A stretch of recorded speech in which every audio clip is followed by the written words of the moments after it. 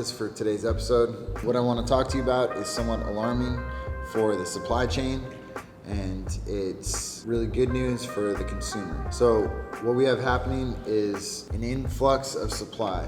We have more flower than the state needs, and we're only 1 out of 3 harvests into the big outdoor wave of flower. So what happens in July, August time, we get a big light dep harvest of all the fresh light deps. Then we get a second light dep harvest in, say, September, October. And then we have all the full terms that hit the market by November that are getting harvested in October.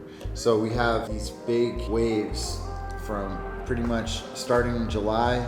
We feel the effects of this all the way up into February or March in most years. This year is the first year where this July/August harvest has put enough licensed flower into the market to supply all the licensed distribution companies in the state with all their flower needs for the rest of the year. So this is alarming because I say that we still have the second light dep harvest, which is going to be just as big, if not bigger. And then we also have the outdoor harvest, which is exponentially bigger because that's been growing all year long. They're going to get huge plants with huge yields. The quality isn't as good on that stuff, but the prices is always lower.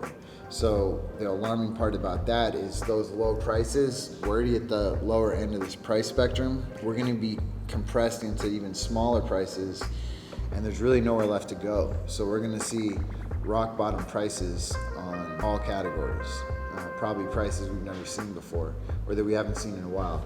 We have seen a bad constriction on the supply chain before. This happened a few years ago, and the same type thing happened, except it definitely wasn't as big as it is now.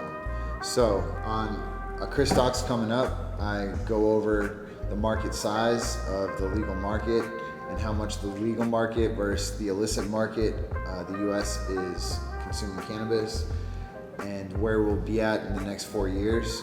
So make sure to check that out, and that will give you some more insight on the actual market size and demand for cannabis, and that's going to dictate how much supply we actually need.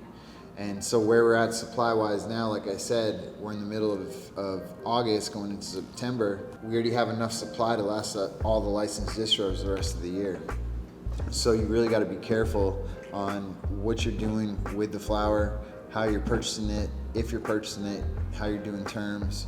You're going to see market prices very unstable to where what you buy today, tomorrow someone might have a deal that's $200-300 cheaper than what you got today.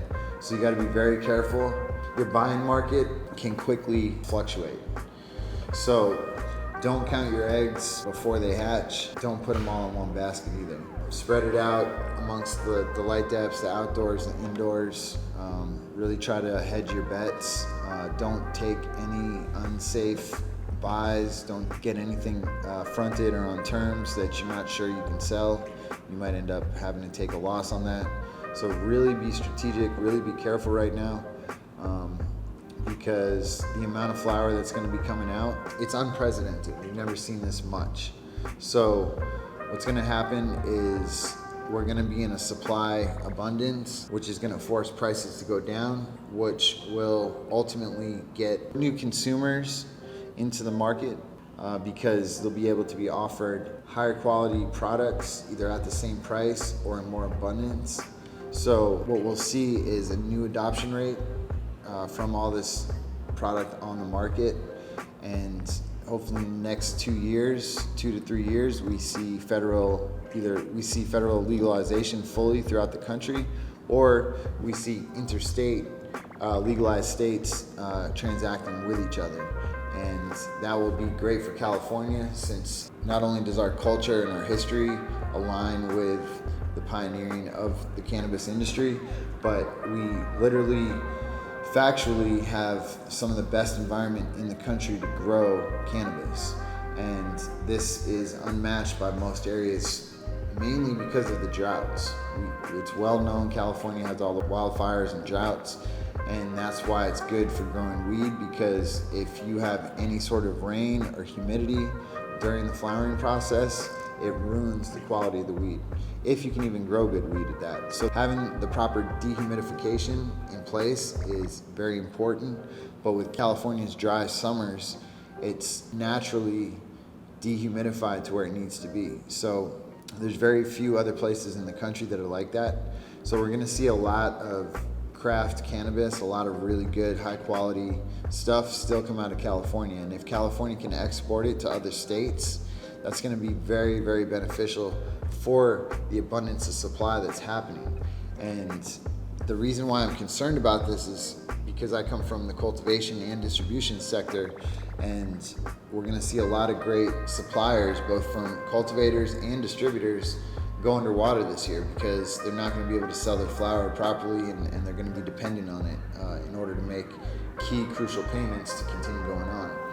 So this is gonna be an epidemic that we experience probably for the next 2 years, and we're gonna have to, the smart ones that are really passionate about it and have their foothold in it, you have to be nimble and understand how to navigate the market and make it worth it to continue going. If you're thinking of getting in right now, I would say, approaching it from the brand side is always smart for the long-term play, but if you get in trigger happy with the brand, you will blow your load quick, so to say, because if you don't have the right funding, a brand is a long-term play. You need to be able to support it and carry it out. It's not gonna bring immediate money in, and you need to spend a lot of money to keep that image up and that branding and that market share. So brands in the long run are very worth it, but in the short run, don't expect to get paid off it, right? Where market prices are right now, it's good if you're a brand because you can get products at rock bottom prices, and the market price to the consumer isn't gonna change that much. So your profit margin is gonna be much bigger. Or if you have that bigger profit margin, you can offer the consumer better deals. Maybe not price per units drastically lower, but you can give them like buy 2 of these, get 1 free, things like that. And your bottom line won't be affected by it. What I want you to do is take a look at what it is you're approaching. If you are a cultivator, if you're a distributor, even if you're a consumer, take account of what it is you're doing now, both price point wise, volume wise, strain wise. Try to remember back what you've been doing in the past, and then really take into account that the next 2 years are gonna be the struggle that whoever can persevere is gonna make it. And so that's why I say is do your homework, don't go in trigger happy, make sure that you plan and prepare and have the resources to see the project through fully, not to just get it started. And that's a big issue in cannabis. So anyway, that about wraps it up for the market analysis. Yeah, if you're a brand, you're gonna win. If you're a consumer, you're gonna win. If you're a grower, you're gonna have to really be efficient and pump up your volume. And at that point, you're gonna really have to be making smaller margins on larger volume. And that kind of interferes with quality. So we're gonna have a separate sector of craft quality, and that's gonna have to be geared towards the connoisseurs and the higher end of the consumer spectrum, whereas all this commercially large-scale produced cannabis, which you'll still get decent quality from, is going to be the commercialized, lower-priced, mass-produced stuff. So we've seen it in all other markets. We know what to expect. There's always a top shelf, and there's always a mid-grade and the low end. So you guys know what to expect on that. It's just about how soon it happens. The biggest thing on this is federal legalization, or at least interstate commerce, and that's what's going to save California's industry, and that's what's going to actually really push out the cannabis industry as a whole to the country. And it's really what's needed on so many levels, both economically, health-wise, consciously, financially, job-wise. Just it gives people constructive things to do. A lot of people are bored, they don't have hobbies, they don't have constructive things to actually spend their time on. So a lot of these cannabis projects open up all new possibilities and doors for people. So really embrace that and figure out what it is that what resonates with you, and what you connect with, and how you can lend your expertise and your energy and your piece to the cannabis industry, and make your mark on it.